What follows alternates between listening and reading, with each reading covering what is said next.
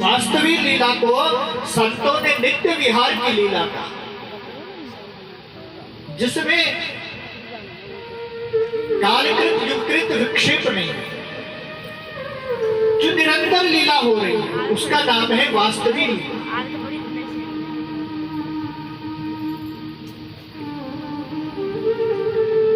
और जो किसी विशेष काल में उत्पन्न होकर और विशेष अवधि में संपन्न होकर फिर पूर्ण हो जाती है, उसे कहते हैं व्यवहारिकी लीला।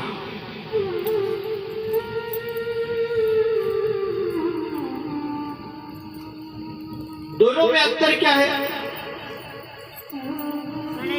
कहते हैं कि नित्य लीला से ही भगवान व्यवहारिकी लीला में प्रकट और प्रकट लीला संपन्न कर होकर फिर नित्य लीला में प्रतिष्ठित हो जाते हैं।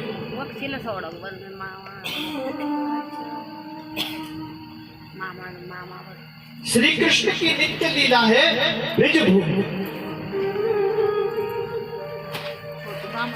इसलिए श्री ठाकुर जी अपने नित्य परिकर के साथ प्रकट लीला में आते हैं। और जब अवधि पूरी हो गई तो श्री ठाकुर जी अपने नित्य परिकर के साथ लीला में आज भी विराजमान है।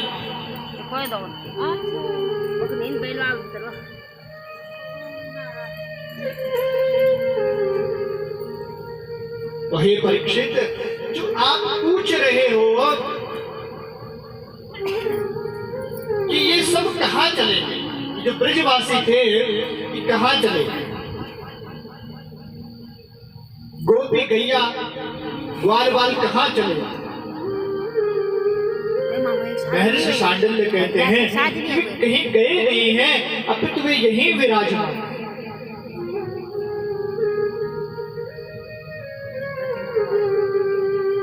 भेजे लग रहा है। तो हमें भगवान की नित्य लीला में प्रवेश कैसे? मामा जी को लड़का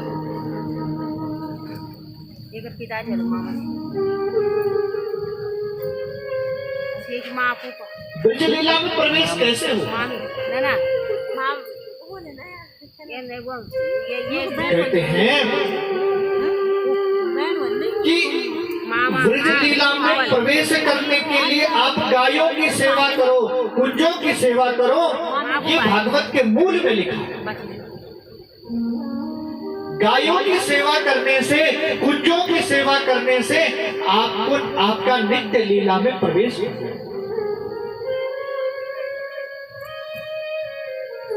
नद्यंति क्रोड़ कुंड कुंजान शेष दवा,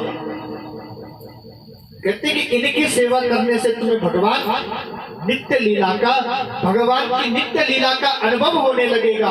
ब्रज की सेवा करते करते ब्रज की लीला का अनुभव होने लगेगा। और दूसरा साधन बताया, किसी भक्त, किसी प्रेमी, किसी भगवत अनुरागी की वाणी से भगवान की व्यवहार की लीलाओं का श्रवण करें। पुराण में जो वर्णित है उसका श्रवण करें, श्रीमद् भागवत का श्रवण करें।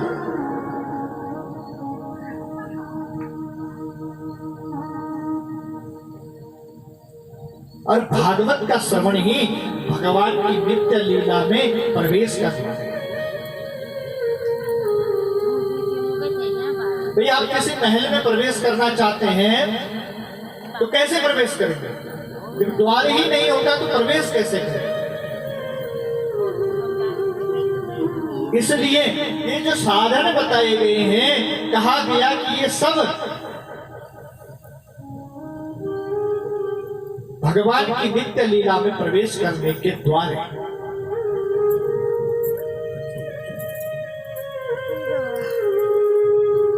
और जब हम ये सब साधन करेंगे तो हमारा भगवान की नित्य लीला में प्रवेश हो जाए।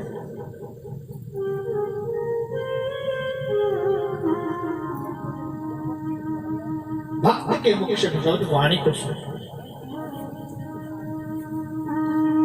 अनेक धर्म विभ्रांता स्त्रीणा पाखंडवादिना और सुख सहस्त्र कथोक्षारे जाज्या ये स्थित पंडिता।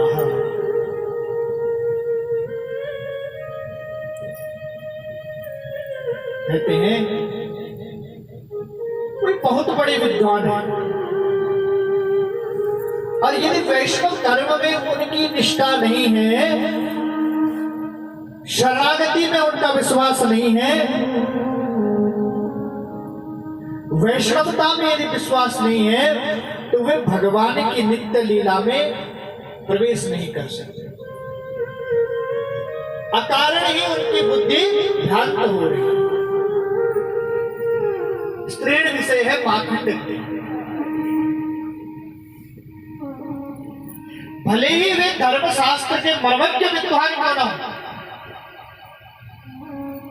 परंतु वे भागवत कथा के अधिकारी थे। और जिनका वैष्णवता में विश्वास नहीं।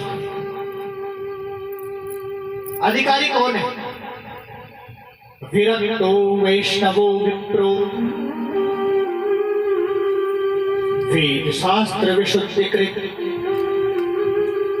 दृष्टांत कुशलो धीरो वक्ता कारीत निष्पृहा। अति निष्पृहा वक्ता का कार्य के अत्यंत निष्प्रिय है। बड़ा सरल वक्ता को वर्णन करना चाहिए।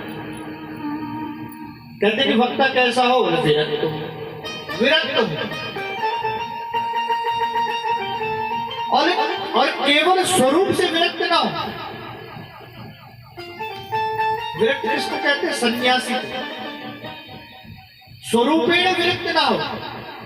ऐसा नहीं है कि भगवा वस्त्र धारण कर लिया और विरक्त हो। कहते कि लौकिक परलौकिक भोगों की प्राप्ति से उदासीन हो। उसके भीतर लौकिक और यहां तक कहा कि पारलौकिक कामनाएं भी ना।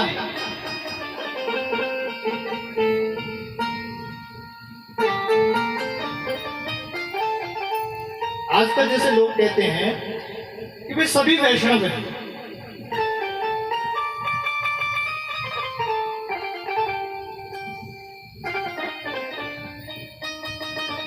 किसी को भी कहे कि वैष्णवता लेने की आवश्यकता नहीं है, भाई हम जन्म से ही वैष्णव हैं। वैष्णवमसि विष्णुवेत्वा विष्णोरराटमसि विष्णुहोष्टप्त्रयो स्तो विष्णु शूरसि विष्णु ध्रुवोसि वैष्णवमसि विष्णुवेत्वा। एक वेद का मंत्र है। तो क्या कहते हैं कि भाई विष्णु से उत्पन्न होने के कारण हम वैष्णव हैं। ध्रुवों से वैष्णव।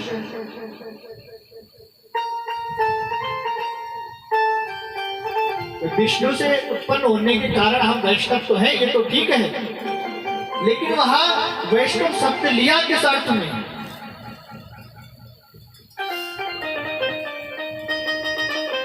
वो हम नहीं जानते। वैष्णवता किसको कहा गया? नारद पंचरात्र में लिखा है कि वैष्णवों के संस्कार होते हैं और उन संस्कारों से जो संस्कृत होता है, उन संस्कारों से जो परिपूर्ण होता है, उसको वैष्णव कहते हैं। तापम कुंडस्तथा नामम मंत्रो माला च पंचमम अमीहा पंच संस्कारम परम एकांत हितवः। मुद्रा का संस्कार, तिलक का संस्कार, ऊर्ध्वं नयति यत् पुण्ड्रः प्राणिनां पाप कारणं तस्याज्ञा ऊर्ध्व पुण्ड्रेणं तस्मात् धार्यते द्विजः। माथे पर तिलक, यत् कंठे तुलसी नास्ति तेन रामूढमानसा शृणो विष्टाचलं चाण्डं जलं चमेतत् मदिराशमम्। इसलिए गले में तुलसी हो। भगवान हमारे नित्य स्वामी हो और हम भगवान के भक्त। दासांत नाम का संस्कार हो, और उस दासांत नाम के संस्कार को हम हृदय से स्वीकार करें कि हम भगवान के दास हैं। क्योंकि सेवक सेव्य भाव बिन तरयई उर्गारी। दास शब्द का अर्थ होता है, दो शब्दों में दास अर्थ लिया जाता है। दासः शूद्रक सेवकयो। दास शब्द का एक अर्थ तो चतुर्थ वर्ण के लिए प्रयोग किया जाता है और एक अर्थ सेवक के रूप में प्रयोग किया जाता है। पुराणों में दास शब्द का अर्थ क्या है? ददास सद्यन मुक्तिं च तथा भुक्तिं विशेषतः।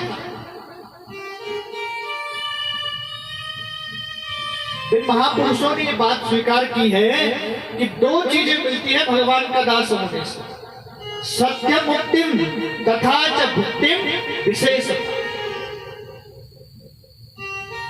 ये विशेष बात है कि भगवान के शरण में जाते हैं तो संसार चक्कर छूट जाता है, मुक्त हो जाता है, और अब दूसरा मार्ग है उसमें भुक्ति का त्याग करने के बाद मुक्ति का मार्ग प्राप्त होगा।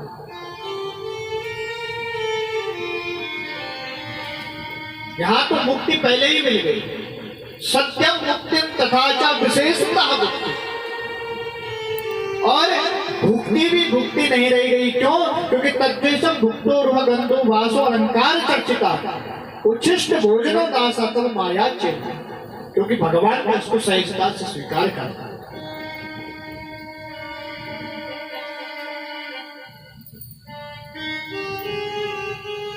उद्धव जी कहते हैं कि भगवान आपकी प्रसादी माला, आपके आभूषण, आपका चरणामृत और आपका अधरामृत ग्रहण करने से हमने आपकी माया को जीत लिया।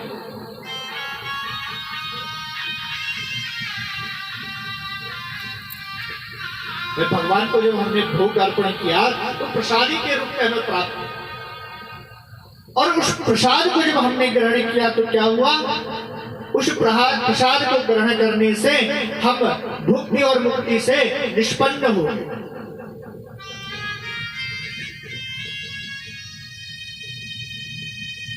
जब हम मंदिर में जाते हैं भोग लेकर, तो ये तो नहीं कहते ना कि हम भगवान को प्रसाद चढ़ा रहे। कुछ कुछ कहते भी हैं मूर्खतावश कि हम भगवान को प्रसाद चढ़ा रहे, लेकिन भगवान को भोग लगाया जाए। जब तक वो भगवान के चरणों में नहीं गया तब तक वो क्या था? भोग था, और उसको ग्रहण करने से हमारे भीतर विकार आ सकते। और जब भगवान ने अंगीकार कर लिया, भगवान ने स्वीकार कर लिया, तो भोग भोग नहीं रहे, वो भोग प्रसाद है।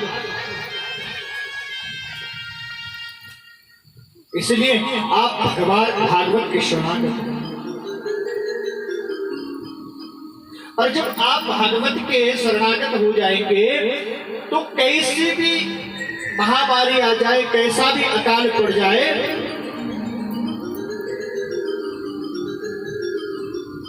आपके ऊपर कभी अकाल नहीं पड़ सकता। पांचवा मंत्र संस्कार मिला गुरु के माध्यम से। अकाल प्रिय संपन्नम अर्थ पंचकम तत्वया। कहते हैं कि जो पंच संस्कार से संस्कृत हो, पंचक को जानते हो, पंच संस्कार से युक्त हो, अनन्या भोगित्व, अनन्या शेषित्व और अनन्या रहत्व, ये तीन आकार जिसके अर्थ में है वह वैष्णव है। कौन कौन से?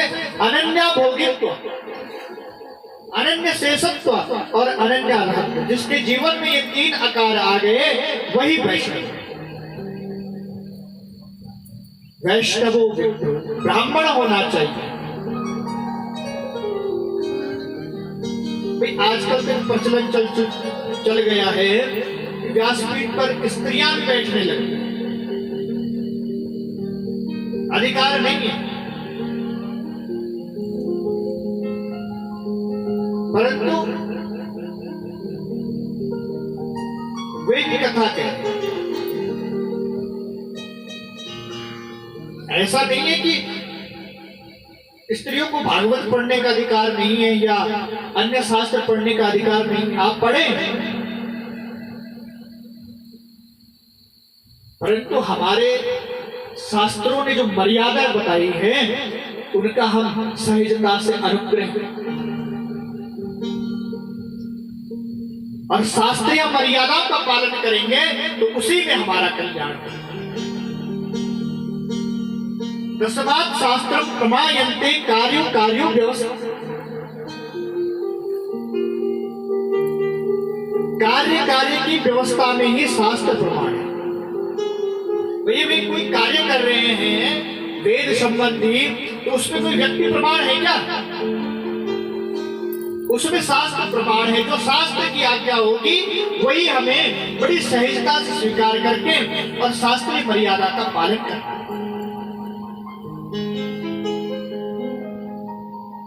वेद शास्त्र विशुद्धि ये लक्षण बताएंगे नहीं कि जो गुणातीत है, जो जीवों के लिए परम कल्याणकारी, उस रहस्य को समझाने में निपुण,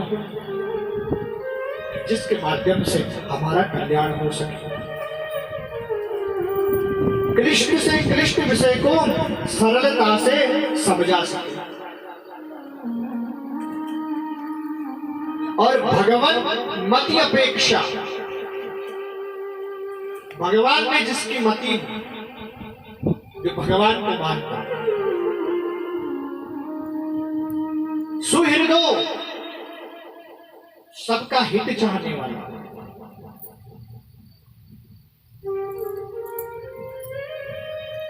दीनों सुसान कंपो, दीनों पर विशेष कृपा करना, और बहुधा भूधनम चतुराहा, ऐसा वक्ता जो मुनियों के द्वारा, ब्राह्मणों के द्वारा सम्मानित हो। कहते हैं, सांडल जी कहते हैं कि ऐसे प्रेमी वक्ता से आप कथा श्रवण करेंगे।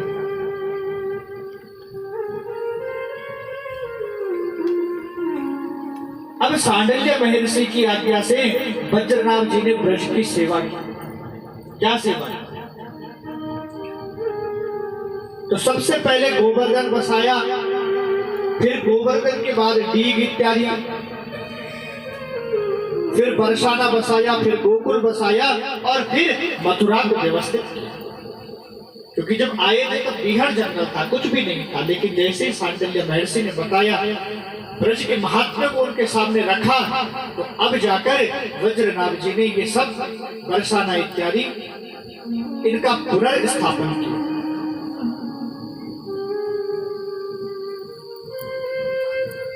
कहा कि गोवर्धन बसाओ, इसमें अपने राज्य को व्यवस्थित करो। और जब व्यवस्थित हो गया तो जो भगवान कृष्ण की 16,100 रानियां, वैसे तो कितनी रानियां थी? 16,108, लेकिन जो 8 है वो नित्य शाश्वत है, वो भगवान की लीला संवर्धन होती है और वही भगवान में ही लीन हो जाती है। वो अष्ट आह्लादनी शक्तियां हैं भगवान। तो जो 16,100 रानियां थी, वे वज्रनाभ जी के साथ जब भगवान का द्वारिका से परमधाम गमन हो गया तो वे वज्रनाभ जी के साथ ब्रज में आ गए। ब्रज में आ गई, लेकिन वे भगवान के वियोग में दुखी रही।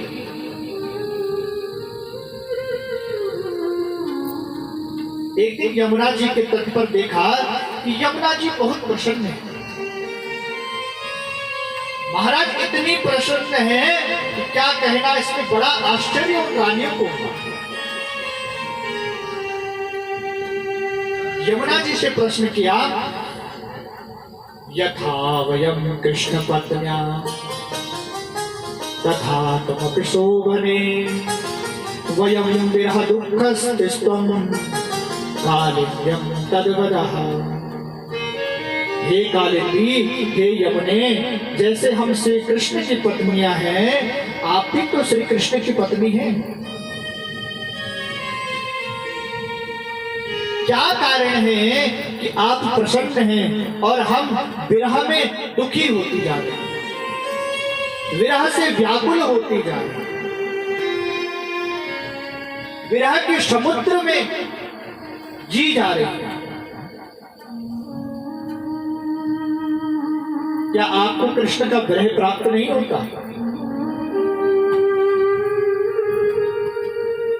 यमुना जी ने कहा कि बिल्कुल नहीं होता। क्यों? क्योंकि हमारा नित्य लीला में प्रवेश हो चुका है। नित्य लीला में कैसे प्रवेश होता है? तो यमुना जी साधन बता रही है।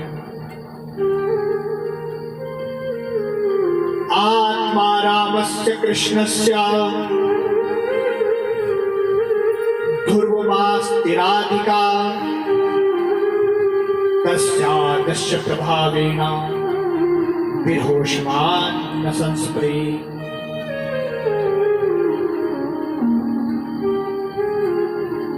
कहते हैं कि आत्मा से रमण करने वाली जो आत्माराम श्री कृष्ण की प्रिया श्री राधा रानी है, मैंने उनकी दासता के प्रभाव से मैं उनकी दासी हूं। यमुना जी बोल रही है। और राधा जी का दास्य प्राप्त होने से मुझे विरह का स्पर्श नहीं होता। इसीलिए तुम सब राधा दास्य को स्वीकार कर लो, क्योंकि ब्रजेश्वरी ब्रजाधिपे श्री राधिके नमोस्तुते। तो हमें राधा दास से कैसे प्राप्त होगा? कहते कि संतों की कृपा से प्राप्त होगा। और उद्धव जी यदि कथा सुना दें तो सहजता से प्राप्त होगा। कहा कि उद्धव जी तो बद्रिकाश्रम चले गए।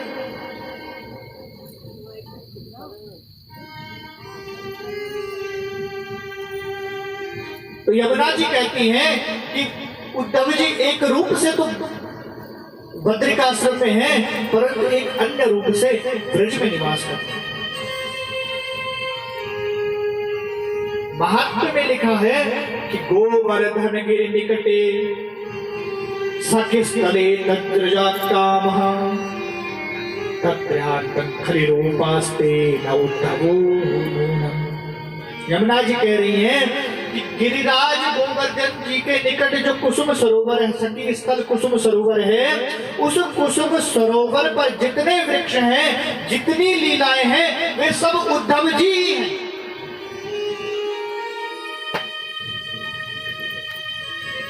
क्यों? क्योंकि उद्धव जी ने ठाकुर जी से वर मांगा कि आशा मध्य चरणेषु जुषा श्याम वृंदावने किमपि गुणवलतो शक्तिर नाम यस्तस्तु जन्नम। उद्धव जी ने कहा कि भगवान आप मेरे ऊपर ऐसी कृपा करें कि मुझे ब्रज की गोपियों की चरणरज प्राप्त हो जाए।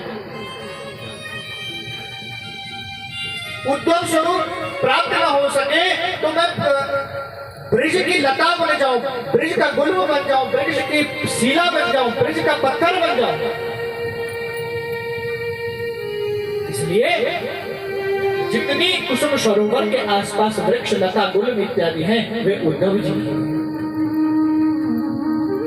अब तो महाराज सब गोवर्धन की तलहटी पहुंचे और सबने कीर्तन किया।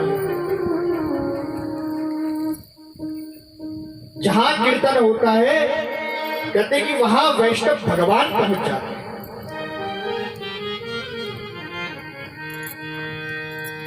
कीर्तन हुआ, क्या कीर्तन हुआ? हरे कृष्णा कृष्ण कृष्णा हरे हरे, हरे कृष्णा कृष्ण कृष्णा हरे हरे, हरे राम राम राम हरे हरे, हरे कृष्णा हरे कृष्णा कृष्ण कृष्णा हरे हरे हरे रामा राम रामा हरे हरे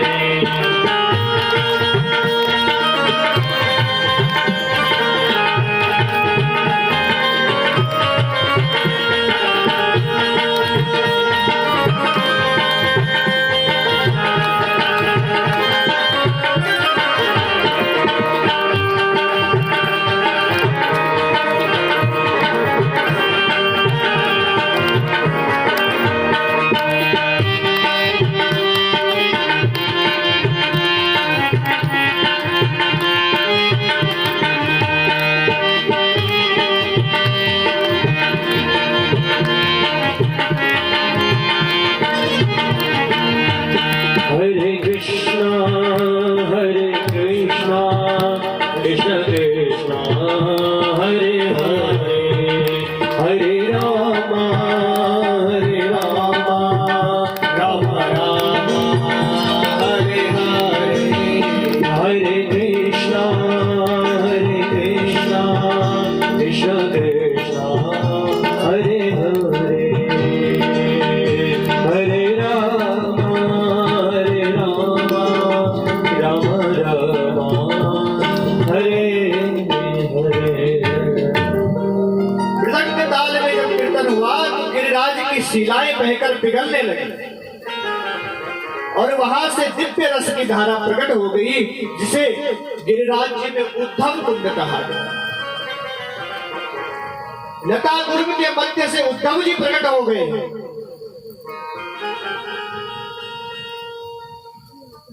और उद्धव जी के लिए भगवान ने क्या कहा है कि उद्धव तुम मुझसे अणु मात्र भी अलग नहीं। तो उद्धव जी का यदि दर्शन करना हो तो आप बद्रिकाश्रम चले जाए।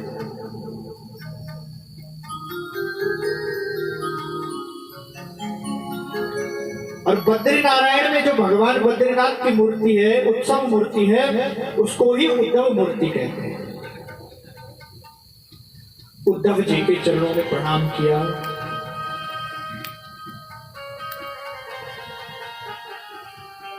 कथा सुनाई और 4 प्रकार उद्धव जी ने कथा के बताए।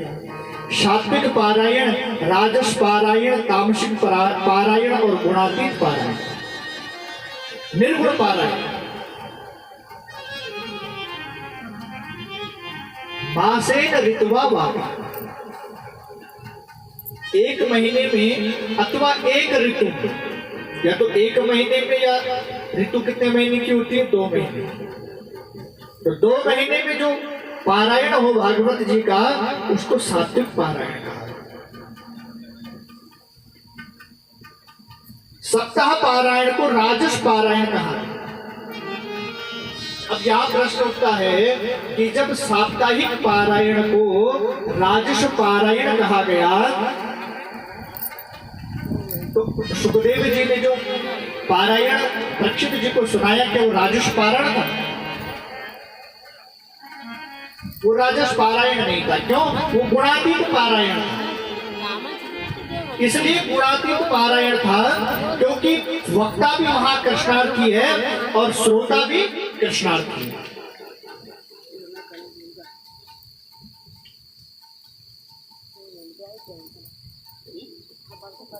हम कृष्णार्थी बनकर कथा श्रवण करें, हम कृष्णार्थी बनकर कथा का उद्बोधन करें, तो वो गुणातीत पारायण होगा। और तीसरा है तामसिक पारायण,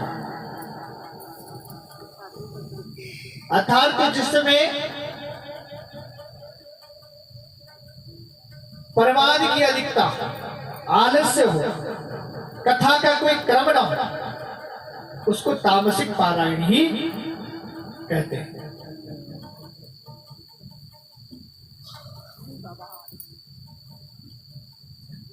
आजकल क्या है, आजकल प्रायः तामसिक पारायण ही होता है। क्यों? क्योंकि समय की इतनी अल्पता है कि 7 दिन में कथा कहना बहुत मुश्किल है। पूर्ण हो ही नहीं पाता। परंतु यदि हम इसमें भी लगे रहेंगे, तामसिक पारायण में भी लगे रहेंगे और उपासना में यदि लगे रहेंगे, तो कोई ना कोई बात से हमारा उद्धार होना संभव है। हम तामसिक पारायण में यदि करेंगे, कथा को श्रवण करेंगे तामसिक पारायण के माध्यम से, तो कभी ना कभी हमारे जीवन में, हमारे हृदय में कृष्ण प्रेम का उदय होगा। और एक बार यदि कृष्ण प्रेम का उदय हमारे हृदय में हो गया तो हमारा जीवन सफल हो गया। श्रोता की उत्तम से उत्तम श्रेणी क्या है? कहते प्रवराश्चातको हंसा सुको मीनस दयस। सबसे उत्तम श्रेणी है चातक की श्रेणी।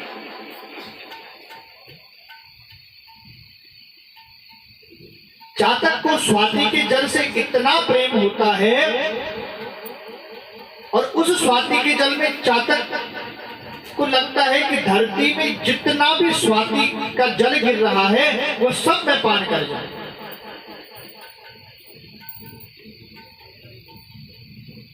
परंतु उसकी सामर्थ्य है, चातक मेघ की ओर दृष्टि रखता है।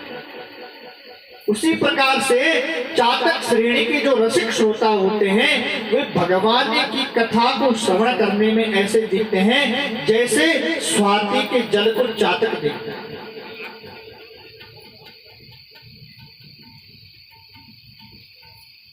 इसलिए कथा में जब बैठो तो दाएं बाएं होकर के सन्मुख बैठो, ताकि उस कथा को आप उस चातक की भांति स्वाति की जल की तरफ पी सकें।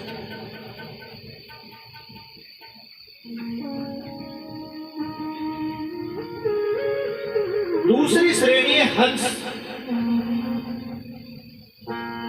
तो हंस क्या होता है? हंस नीर क्षीर विवेकी होता है। कटोरी में यदि आप दूध रख लेंगे और उस दूध में कुछ जल की मात्रा होगी तो हंस क्या करेगा? उसमें दूध पी जाएगा और उस जल को छोड़ देगा।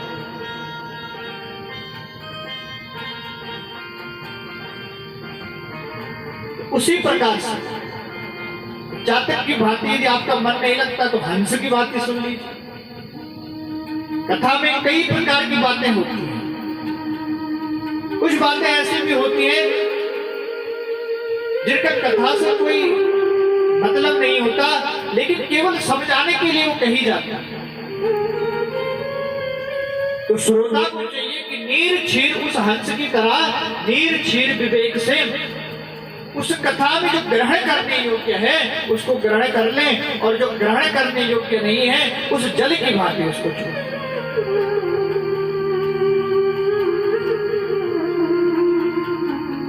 तीसरे श्रोता है सुख, तोते की तरह।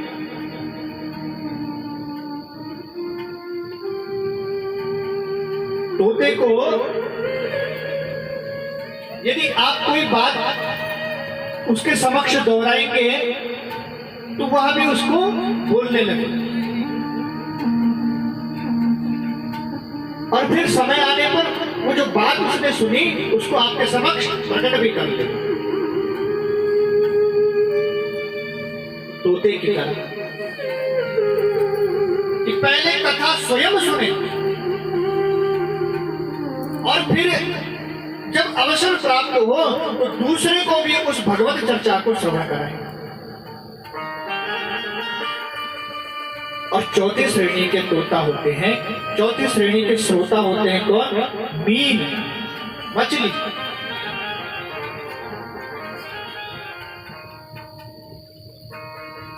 मछली क्या करती है?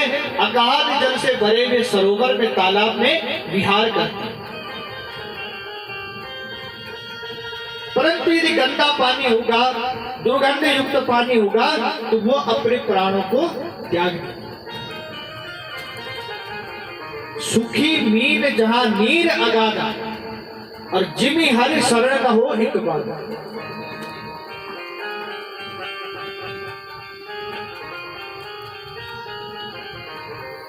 उसी प्रकार से जो मीन श्रेणी के श्रोता होते हैं वो इधर उधर की बातें उनको अच्छी नहीं लगती, वे तो केवल रसमय गंभीर कथा वो वही उनको अच्छी लगती है।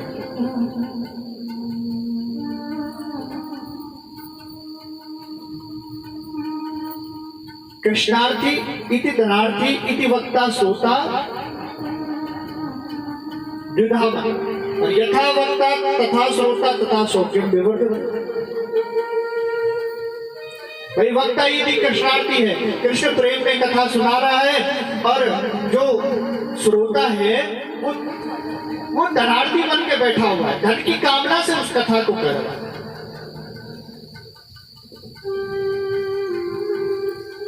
और श्रोता यदि कृष्णार्थी है और वक्ता धनार्थी है तो तब भी कथा श्रवण का लाभ प्राप्त नहीं होता। श्रोता भी कृष्णार्थी हो और वक्ता भी कृष्णार्थी हो। कृष्ण प्रेम में श्रोता का मन हो और कृष्ण प्रेम में ही वक्ता का मन हो। संसार से पूर्ण वैराग्य और भगवान के चरण कमलों में अनुराग हो। इस संकल्प से यदि कोई कथा सुने तो जीवन में अकामता आ जाती है।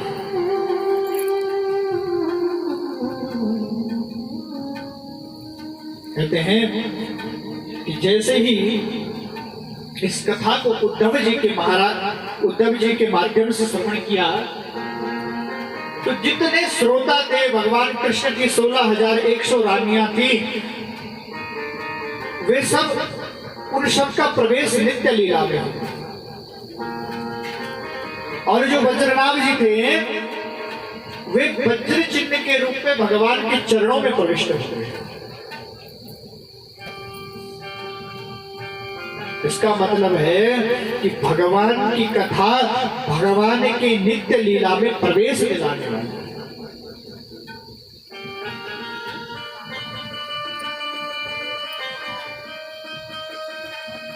एक और बात, इसका तो पुराणोक्त महात्म्य का सार है कि उद्धव जी के महाराज से वो जो भगवान की 16,100 रानियां थी,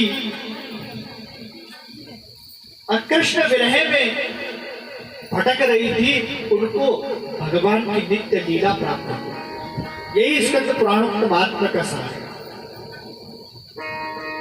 इस कथा में परीक्षित जी भी थे।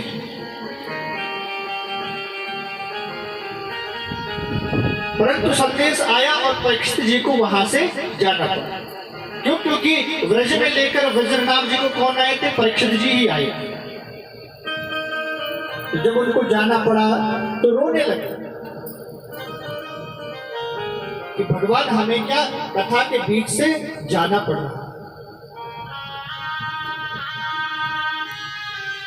उद्धव जी ने कहा, उनके कथा प्रेम को देखकर उद्धव जी ने कहा कि तुम चिंता मत करो, हम तुम्हें आशीर्वाद देते हैं कि नंद नंदन रूपस्तु श्री शुक भगवान ने भी श्रीमद् भागवतम उद्यम श्रीवास्तव संशयम।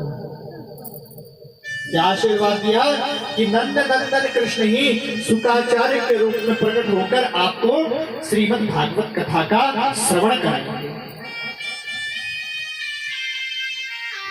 इसलिए सुखदेव जी ने जो कथा परीक्षित जी को सुनाई, उसका बीज किसने? उद्धव जी ने बो दिया।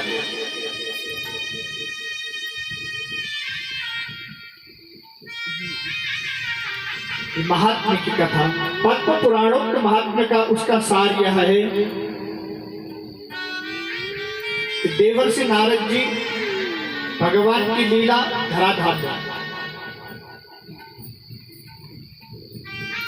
और यहां भी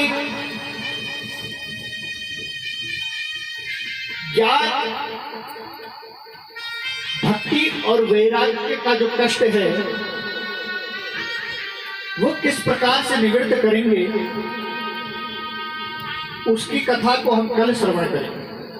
जो अभी तक का महात्म्य था वो स्कंद पुराणों का महात्म्य, और इसकी चर्चा इसलिए आवश्यक थी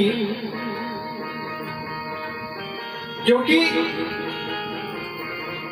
हम गौ के निमित्त इस कथा को कहते हैं।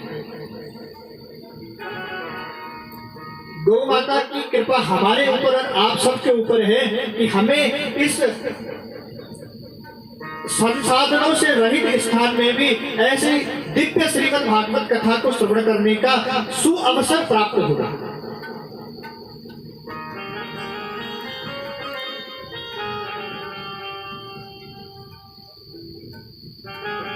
गोकर्ण धुंधकारी की जो कथा है कल संक्षेप में कहेंगे, और उसके बाद किस प्रकार से पांडवों ने महाप्रस्थान किया, किस प्रकार से भगवान ने अपनी मति रूपी कन्या को भगवान के चरणों में अर्पित किया, और किस प्रकार से परीक्षित जी ने कलयुग का निग्रहण किया। इसकी चर्चा हम कल करेंगे। कल ठीक 1 बजे से कथा का आरंभ होगा। आप लोग यथावत समय पर पहुंचकर कथा का लाभ लें, क्योंकि ऐसे आयोजन जीवन में कभी कभी होते हैं, और ऐसे स्थान में, इस दिव्य स्थान में, क्योंकि जिस भूमि पर हम बैठे हुए हैं यहाँ अनेक गायों ने गौचारण किया, तो ये पवित्र भूमि, तो इसकी रज हमें प्राप्त हो रही है। यहाँ पर भागवत का शुभ अवसर श्रवण करने को हमें प्राप्त हो रहा है, तो इसका लाभ हम अवश्य लेंगे। कल की कथा ठीक 1 बजे से। बोले बाके बिहारी लाल के जय। चलते चलाते हरे रामा रामा राम सीता राम राम राम, हरे राम राम राम सीता राम राम राम, हरे रामा रामा राम सीता राम राम राम, हरे राम राम राम सीता राम राम राम, हरे रामा रामा राम सीता राम राम राम, हरे राम राम राम सीता राम राम राम, हरे रामा रामा राम सीता राम राम, हरे राम राम राम सीता राम राम राम, हरे राम राम राम सीता राम राम राम, सीता राम राम राम राधे श्याम श्याम श्याम, सीता राम राम राम राधे श्याम श्याम श्याम, सीता राम राम राम राधे श्याम श्याम श्याम, सीता राम राम राम राधे श्याम श्याम श्याम, हरे राम राम राम सीता राम राम राम, हरे राम राम राम सीता राम राम राम, सीता राम राम राम सीता राम राम। और सीताराम भगवान की जय। राधा कृष्ण भगवान की जय। श्रीमद् भागवत महापुराण की जय। व्यास भगवान की जय। सुखदेव जी महाराज की, गौ माता की जय। और जय श्री राम। बोले बांके बिहारी लाल की, गौ माता की। आइए सभी लोग अपने स्थान पर उठकर भगवान की आरती करेंगे।